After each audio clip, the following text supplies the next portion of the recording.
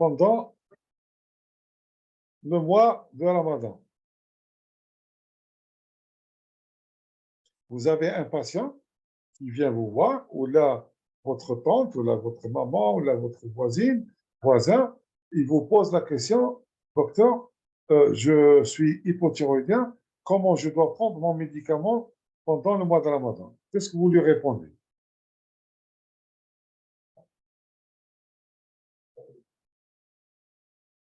Vous lui répondez, prenez-le comme vous voulez. Ah, très bien. Il y en a une, ah, très bien, de le prendre juste à attendre 10 minutes, puis manger. Faux. Ben Aïcha, une demi-heure avant Sahur, au iftar. Une demi-heure avant Sahur, au iftar. Ben Aïcha, c'est juste. Ben Aïcha, c'est juste, mais je vais vous donner beaucoup plus d'explications. Amira, 30 minutes avant Sahur. 30 minutes avant Sahur. Oui, 30 minutes avant Sahur. Non, c'est faux. Juste avant le ftar. C'est sûr, juste avant le ftar. Juste après le ftar, plutôt. Ça, avant Sahur. Non. Les questions sont un peu... de le prendre juste à l'adhan et attendre 10 minutes. Non. Une demi-heure avant Sahur, non. Elle est incomplète, la, la réponse. Amira aussi. Amira, 30 minutes, elle est incomplète. Eh bien, si vous avez des parents qui vous posent cette question, c'est comme l'histoire de l'insuline. Donc, il y a, il y a, il y a au moins deux manières comment on doit le prendre. Il y a soit, il y a une autre réponse, on va voir cette réponse, et je vais vous donner, ne mange rien, 3 heures, sahur, et prends 1 heure avant sahur. Il y a la grippe,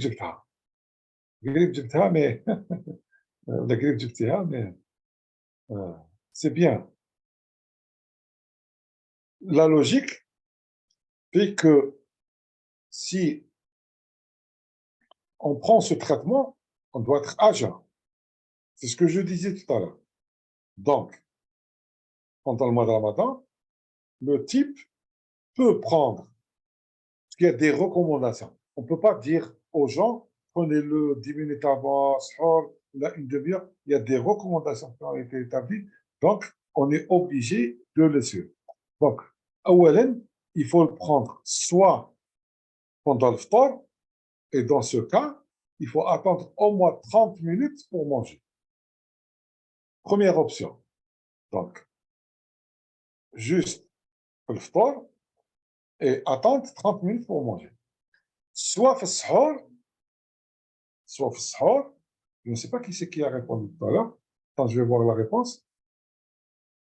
Une demi-heure avant sahur. Non, ce n'est pas une demi-heure ou la 30 minutes avant sahur. Il faut le prendre pendant le sahur, mais au préalable, il faut attendre au moins, ou de faire un jeûne d'au moins 4 heures. C'est-à-dire que si le type il fait son sahur à 4 heures, il faut qu'il ne mange pas au moins à partir de minuit. Donc, il s'abstient de ne pas manger au moins à partir de minuit. Et quand il mange à 4 heures, il prend son médicament, il attend 30 minutes pour faire son sahur. Est-ce que vous avez compris?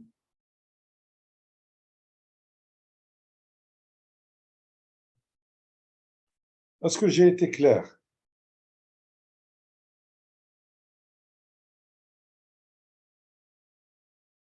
Ne mange rien 3 heures sahur et prend 1 heure. Ah non, oui, oui, très bien, très bien. Donc, les... un patient a activé le sous-titrage. Donc, il y a aussi une autre question. C'est clair, oui, c'est clair, très bien. Donc, les points clés donc, de cette question sont l'examen ou le premier examen devant un tableau évocateur et donc de doser la TSH-US suivie de la FT3. Les examens à visée étiologique sont en fonction de la clinique. La grossesse, pour me poser des questions sur la grossesse, c'est très important, nécessite une prise en charge qui est pluridisciplinaire et c'est souvent le terrain donc, qui détermine la gravité. Là, j'ai fini ma présentation et j'attends donc vos questions. Si vous voulez qu'on fasse l'insuffisance surrénalienne, on la fait. Si vous avez du temps, on peut la faire. Sinon, on la reprendra. Qu'est-ce que vous décidez?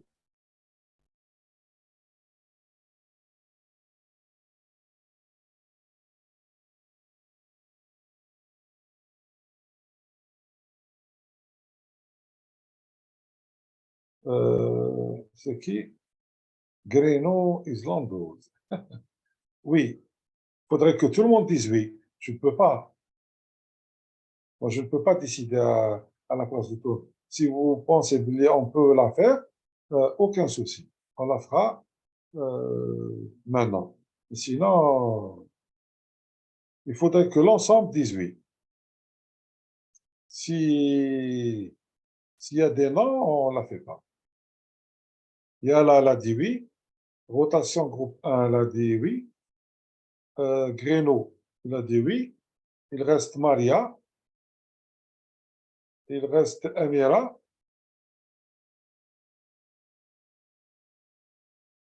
Donc, manifestez-vous.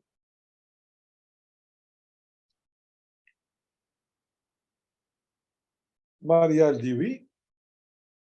Zid, Amira. Amira. Il y a Ben Aïcha aussi. Oui, c'est clair. Ben Aïcha, rotation groupe 1. Amira. Donc, est-ce qu'on peut continuer? Il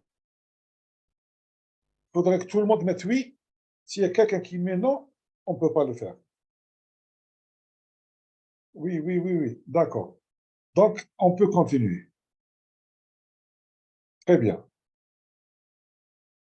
Très bien. C'est bon. Donc, je vais fermer ce osmo et je vais donc partager avec vous l'incidence sur une avion. Voilà.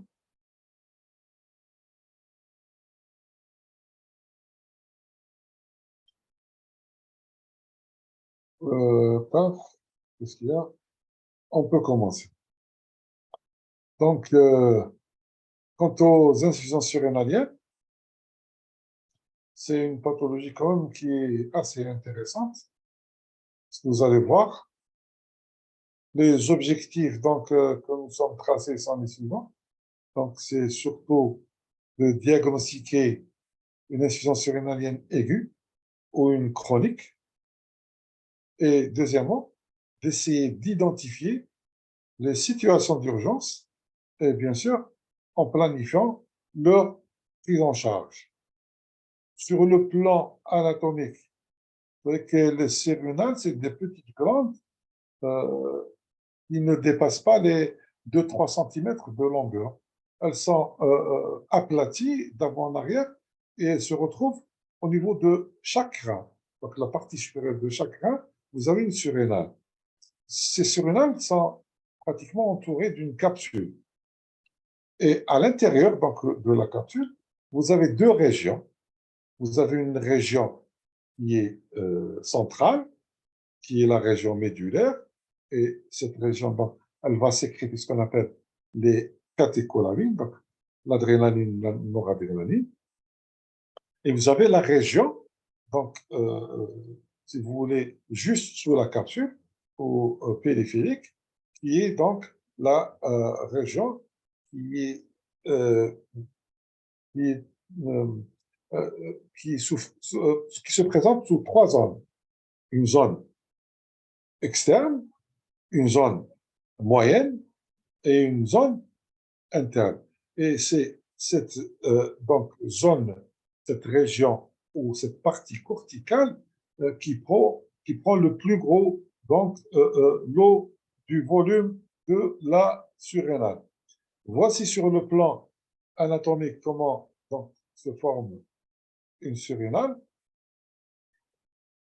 Vous avez les deux reins ici et vous avez la surrénale qui est, comme je disais tout à l'heure, une glande aplatie d'avant en arrière qui se retrouve sur la face supérieure donc de chaque rein, à droite et à gauche.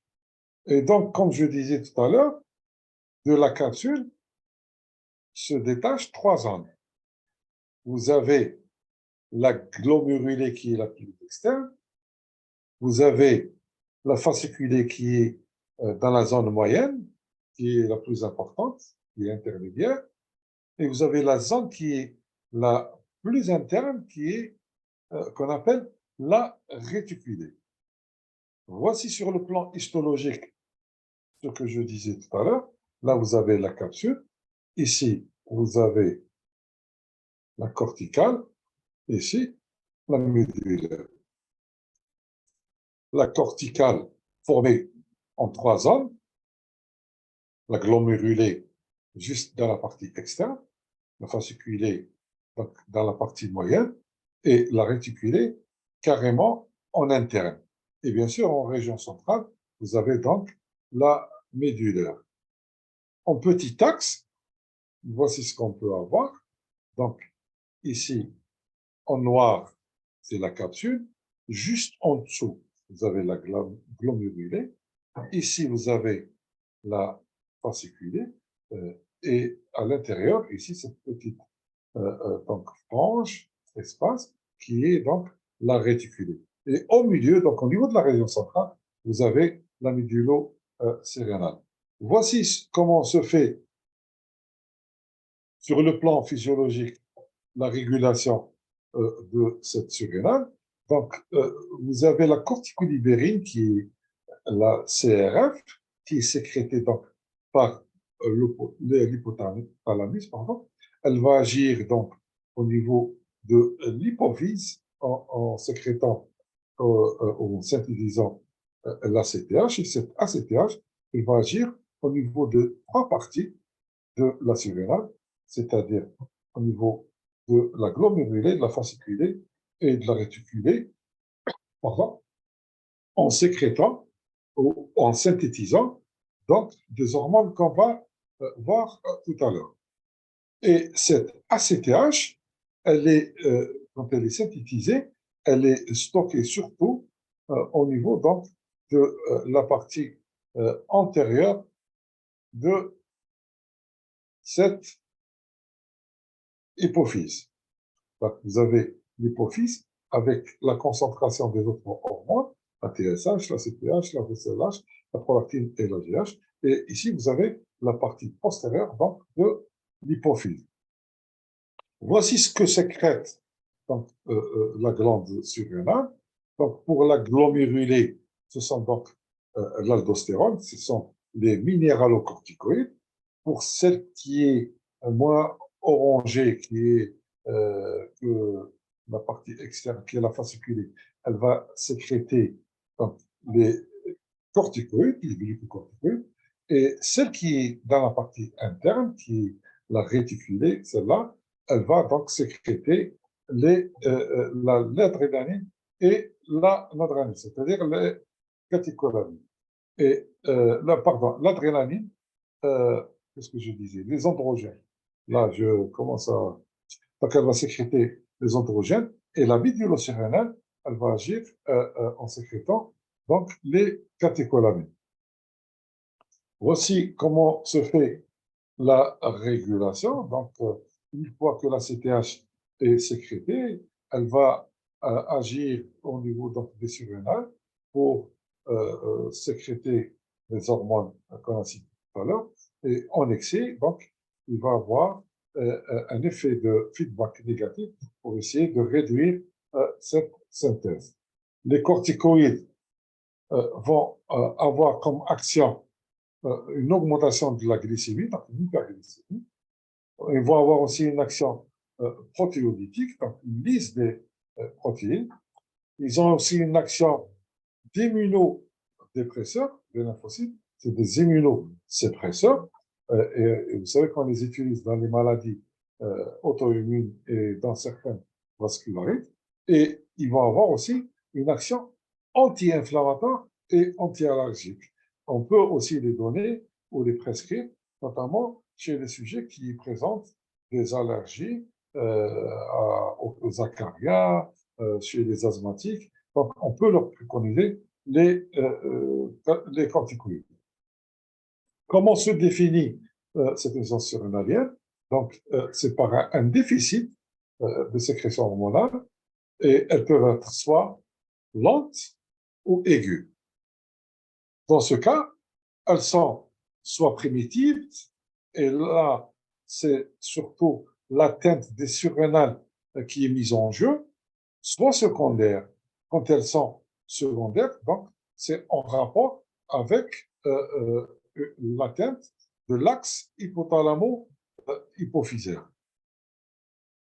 Sur le plan physiologique, puisque ou physiopathe, il y a une réduction de la production des hormones, donc il va y avoir un déficit en glucocorticoïdes. Et quand, rappelez-vous tout à l'heure, je disais l'action des corticoïdes, c'est surtout d'augmenter la glycémie. Donc, ils ont une action hyperglycémique.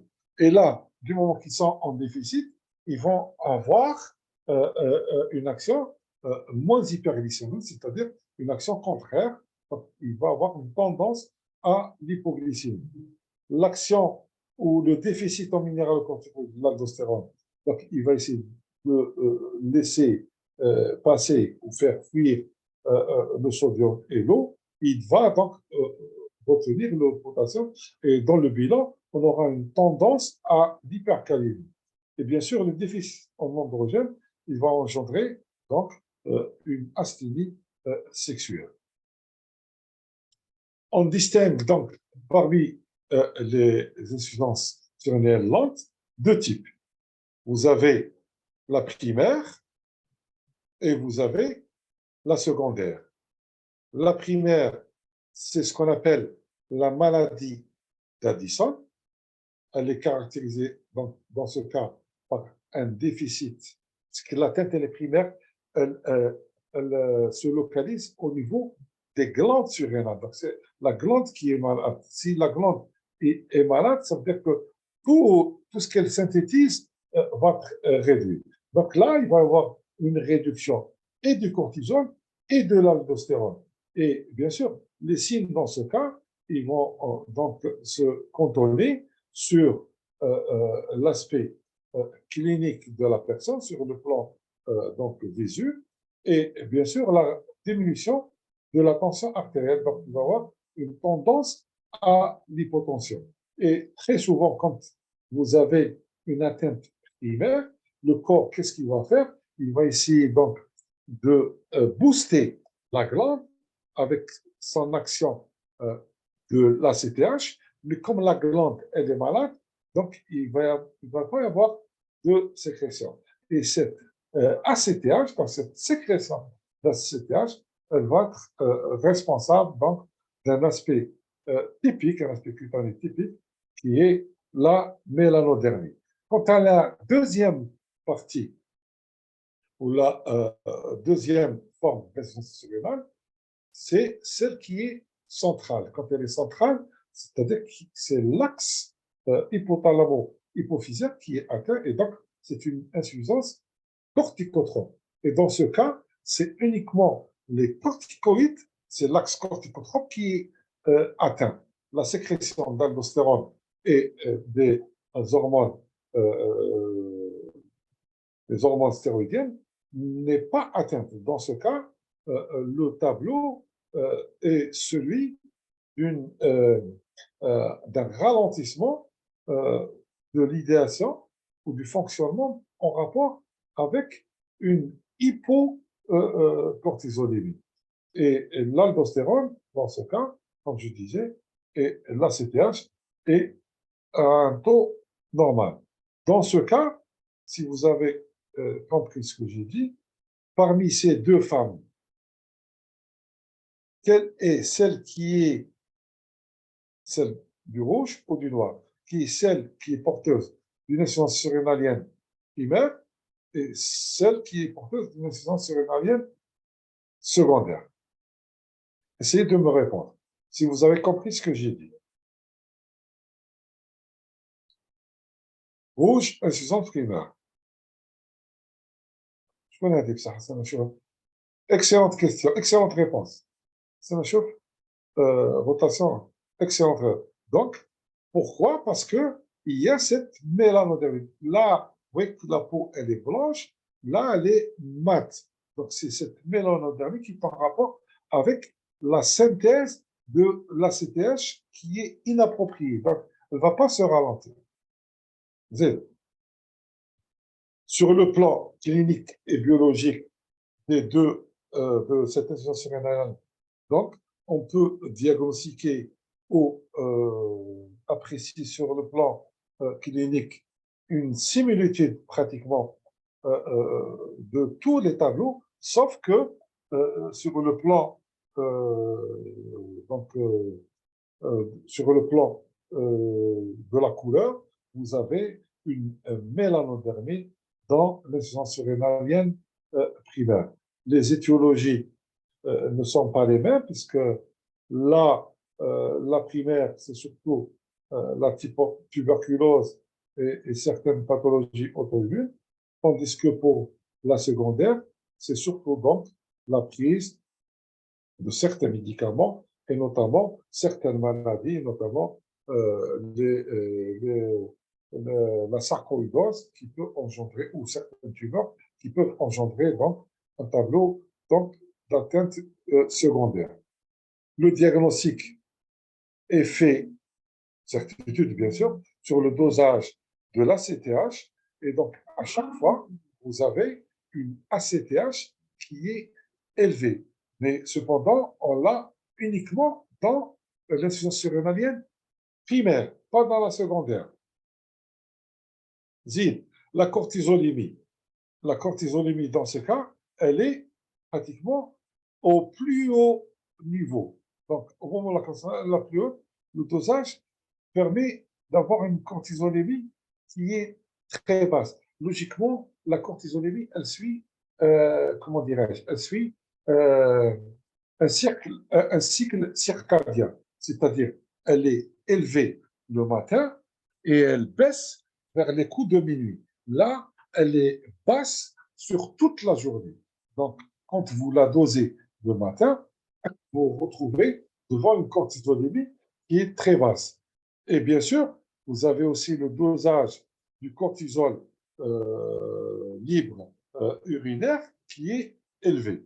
Quant à la CTH, dans ce cas, quand vous la dosez, vous allez la retrouver à un taux très, très élevé.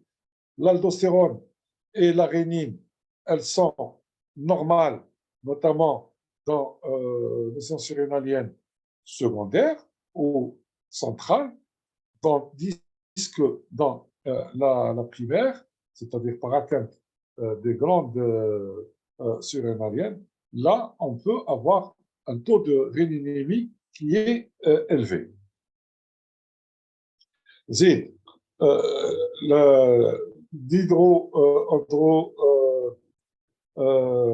c'est le précurseur de sulfate d'hydroandrostérone, qui est un précurseur de l'androgène, peut être donc, augmenté dans certaines situations, mais sa concentration est basse, que ce soit soit dans le primaire, soit dans le secondaire. Et tout l'intérêt ici de faire un test au synactène. C'est quoi ce test synactène? C'est des corticoïdes. C'est une injection en intraveineuse ou en intramusculaire, une petite ampoule de 0,25 pardon, mg de synactin et on dose le cortisone à 30 minutes et à 60 minutes. Et on voit si ça répond. Si ça répond, ça veut dire que là, le test est positif. S'il n'y a pas de réponse, là, elle est caractéristique de l'insuffisance surrénalienne. Vous avez des étiologies, on peut citer, vous n'êtes pas obligé de connaître tout ça. En tout cas, je vais vous remettre un petit polyen primaire.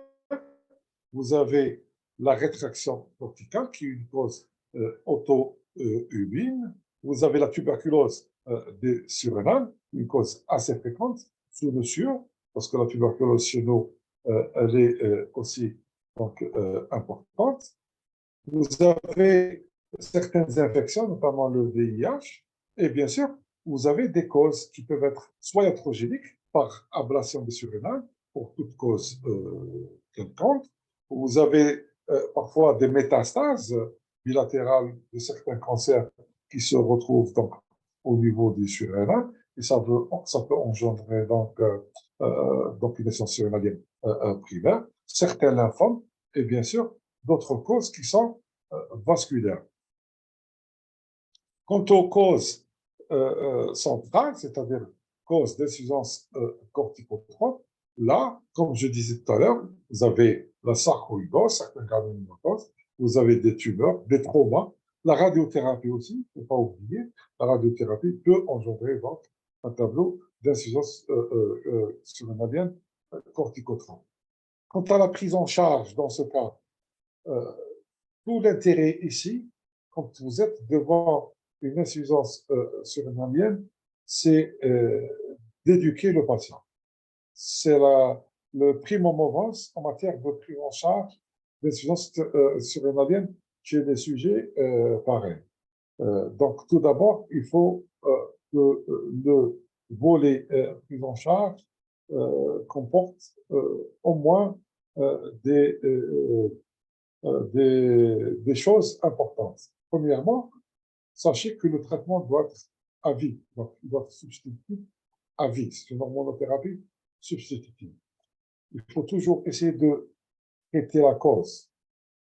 L'éducation, moi j'insiste sur l'éducation, c'est la base de la prise en charge de cette insuffisance surrénale. C'est-à-dire que le patient doit porter une carte où il y a son nom, son prénom, son domicile, son numéro de téléphone, un numéro de téléphone joignable, le traitement qu'il prend et le traitement qu'il faut instaurer en cas d'urgence. C'est-à-dire, s'il y a urgence, s'il y a un accident, par exemple, un accident de la circulation, ou là, une urgence chirurgicale, il part à l'étranger, il se retrouve devant une lithiase, une crise colique, donc une lithiase vésiculaire, une appendicite qu'il faut opérer.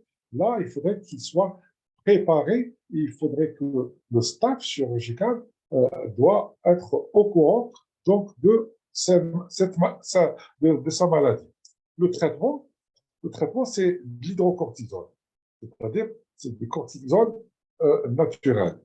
Nous pouvons aller jusqu'à 25 mg, mais 15 mg à 20 peut être largement suffisante. Ce qui est préconisé, c'est au moins 2 prises, une le matin, une à midi. Mais si le traitement se donne en 3 prises, il faudrait que la partie la plus importante doit être prise le matin, celle du midi et du soir, elle doit comporter au moins la moitié de la dose du matin.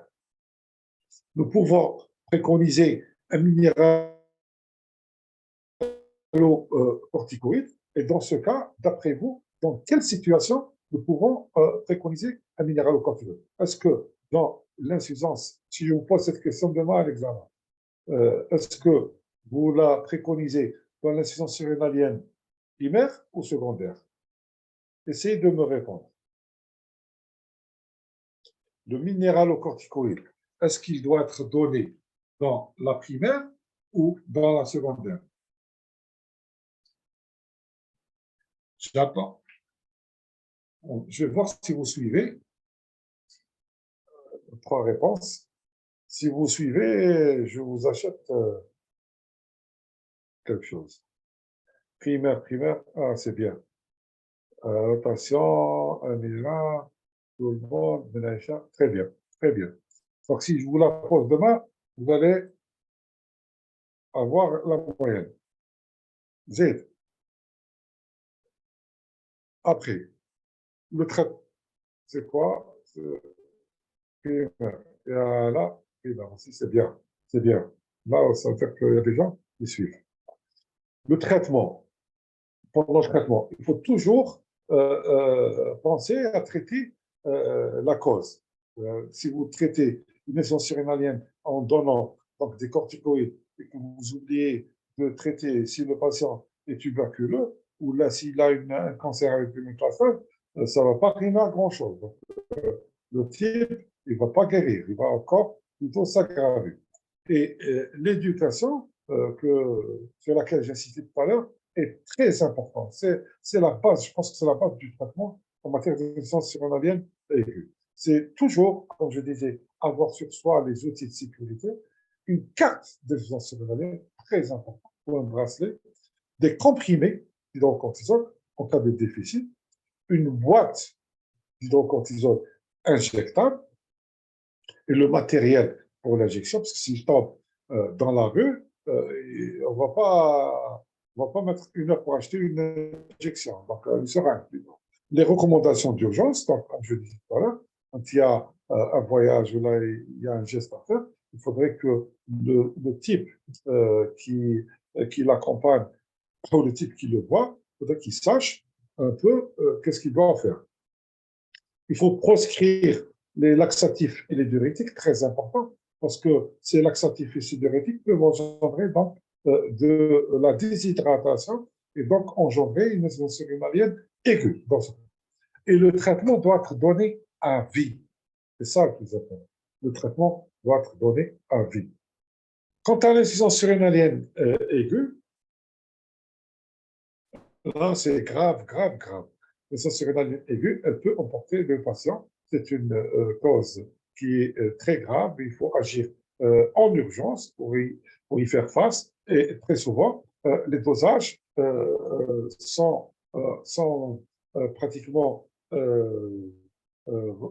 sont remis au deuxième plan. On ne va pas agir, on ne va pas attendre le retour du bilan pour agir sur, sur la prise en charge du patient. Et les signes cliniques, très souvent, sont simples. Vous avez des signes de déshydratation extracellulaire, vous avez des signes de confusion et parfois avec des crises convulsives en rapport avec l'hyponatrémie et l'hypoglycémie. Parfois, le type peut faire un coma hypoglycémique parce que l'hypoglycémie, elle tue, elle n'attend pas. Pas comme l'hyperglycémie, on peut la gérer. Il peut donc présenter un tableau d'embarras digestif, fait d'anorexie, de nausées, de vomissements et de douleurs abdominales. Et parfois, il fait de la fièvre. Donc, pensez donc, à cette pathologie et ne pas être orienté vers une origine infectieuse. Sur le plan biologique, du moment qu'il y a de la déshydratation, donc il y a des signes d'hémoconcentration, donc c'est un tableau d'insuffisance rénale qui ne peut être que fonctionnel. Et bien sûr, s'y associe à ça une baisse de l'hyponatrémie, une baisse d'hypoglycémie. Par contre, la natriure URS, elle est conservée. Le diagnostic, dans ce cas, est très facile. Il sera fait sur le dosage de la cortisolémie qui va être très basse, effondrée, et bien sûr, la CTH qui peut être soit très élevée dans la primaire, dans la cause primaire, comme on disait tout à l'heure, soit normale ou basse dans l'insuffisance secondaire ou l'insuffisance hypothalamo-hypophysaire. Le diagnostic étiologique, il faut le rechercher. Très souvent, il n'est pas connu, mais on a toujours un facteur de décompensation, c'est-à-dire que le type soit il est déshydraté, pardon, soit il a trop sué, soit il a pris des laxatifs, soit qu'il a pris des diurétiques. La prise en charge, là, c'est carrément une urgence extrême. Déjà, à domicile, à la maison, il faudrait qu'on lui injecte de l'hydrocortisone, soit en IM, soit en IV si c'est possible, pour que ça agisse rapidement. Et juste après, il faut le transporter donc en milieu médicalisé à l'hôpital. À l'hôpital, bien sûr, là, il va y avoir une rééquilibration hydrolytique, on s'en fout. Donc, on va mettre du sodium, du potassium, du glucosé, bien sûr, progressivement. Et bien sûr, avoir recours toujours à la voie IV, si c'est possible, pour l'hormonothérapie, en donnant au début soit 200 mg, 100 à 200. On peut poursuivre chaque 6 à 8 heures par des doses allant de 50 à 100 mg. Et bien sûr, au bout de 5-6 jours, on va réduire un peu la dose et aboutir pratiquement à la dose préconisée pour le reste donc, de cette pathologie, qui est la dose de 15 à 25 mg avec une moyenne de 20 mg. Là, la surveillance, elle va concerner bien sûr les éléments suivants. Ça va être la fréquence cardiaque, bien sûr, la tension, la température, les troubles de la conscience, la durée, très important. Il faut toujours refaire un hémogramme pour voir s'il est sorti déjà donc de son hémoconcentration ou pas, toutes les 4 à 6 heures. Faire un ECG parce qu'on va se retrouver devant un tableau d'hypercalémie. Donc, l'ECG peut mimer